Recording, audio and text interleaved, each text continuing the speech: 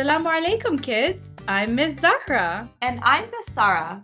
Welcome to Adventures of Muslim Kids, the podcast where kids just like you take center stage and become the storytellers. Each story is packed with fun, wild moments, and sprinkled with lessons from the Quran, the Prophet, and his family, peace be upon them. Because being a Muslim kid can be your biggest superpower. Let's hand it over to your favorite adventurers to show you how. Salam! I'm Ahmed. And I'm Zainab. Get ready, because the adventure starts now.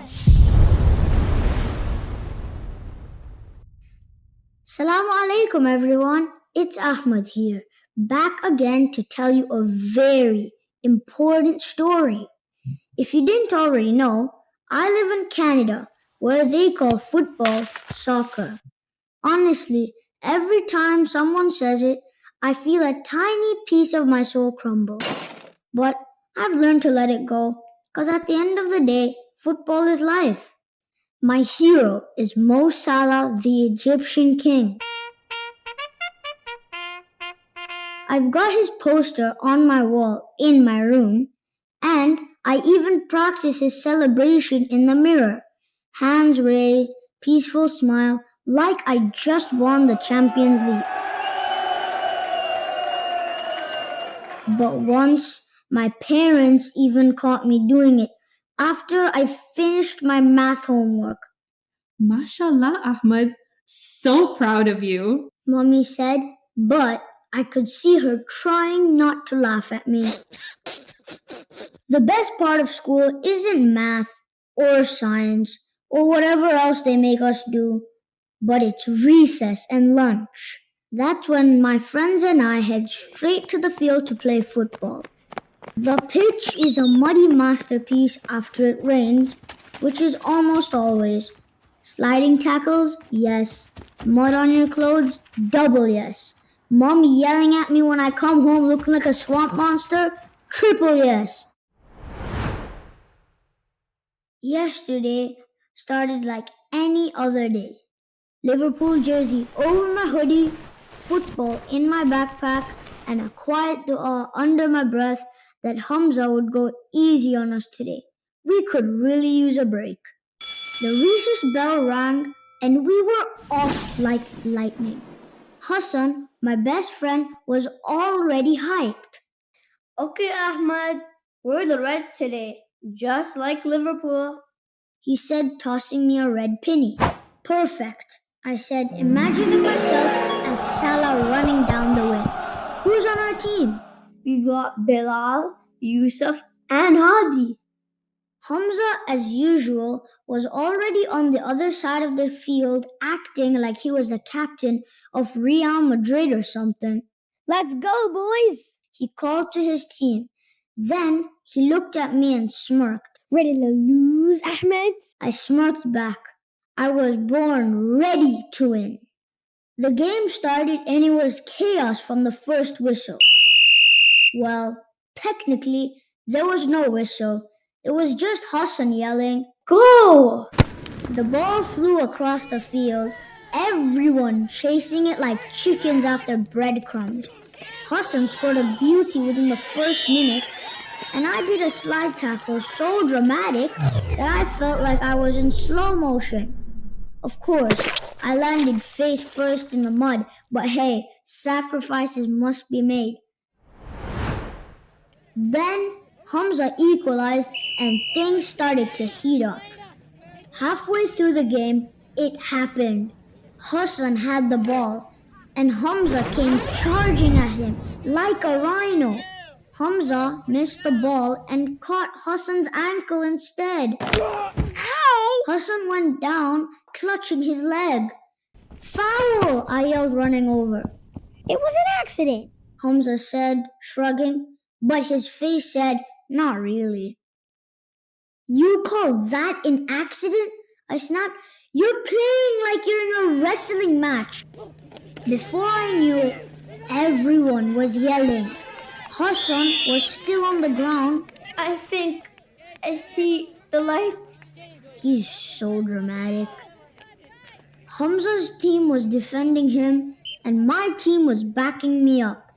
I could feel the anger bubbling inside me, like when mom makes karak chai on the stove. Then Hamza shoved me, not hard, but enough to make me stumble. And that was it. The volcano in my chest was about to blow.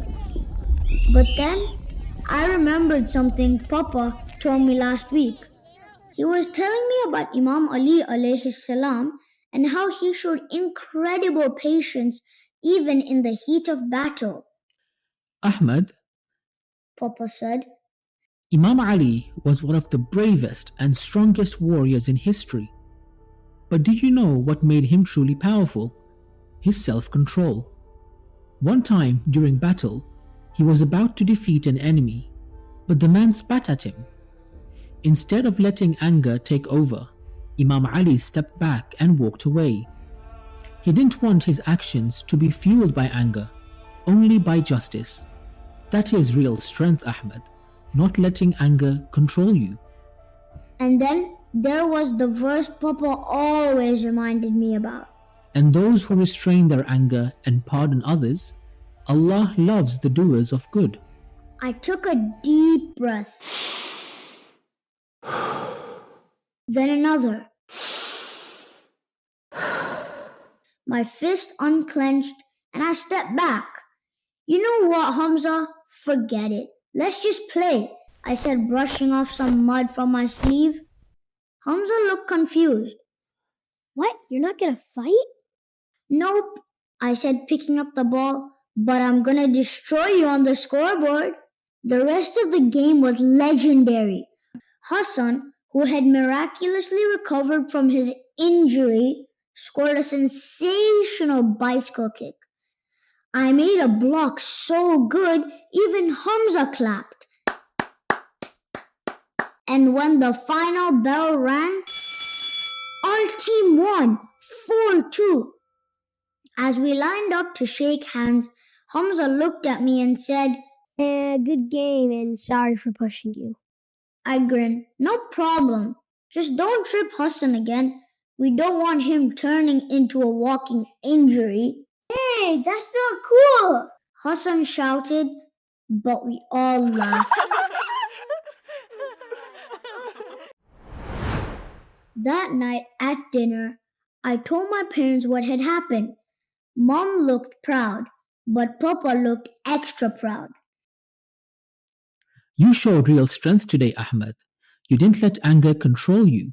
You chose patience and kindness. That is not easy, but it's the right thing to do. Lying in bed that night, I kept thinking about what Papa said at dinner. I never really thought of patience as strength before. Usually, when I think of strong people, I imagine Imam Ali alayhi salam standing tall with his shield. But today, I realized that real strength isn't about fighting. It's about knowing when not to fight. I also kept thinking about how easy it would have been to just push Hamza back. Maybe even trip him like how he did to Hassan. But then what? We just keep on getting angrier and angrier, and no one would really win. Instead, I walked away, and somehow that made me feel stronger than any goal I scored.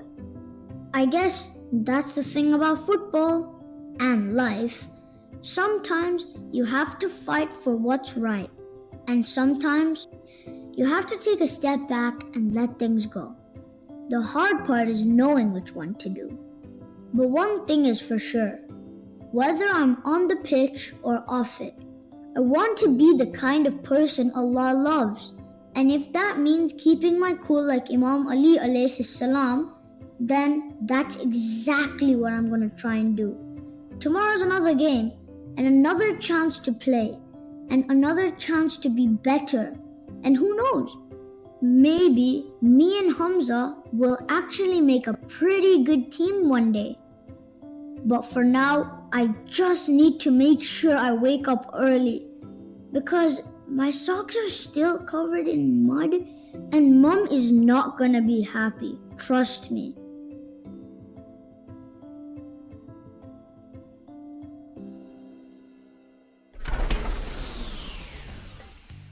And that's a wrap for today's adventure. We hope that today's story inspired you to unlock your own Muslim kids' superpowers.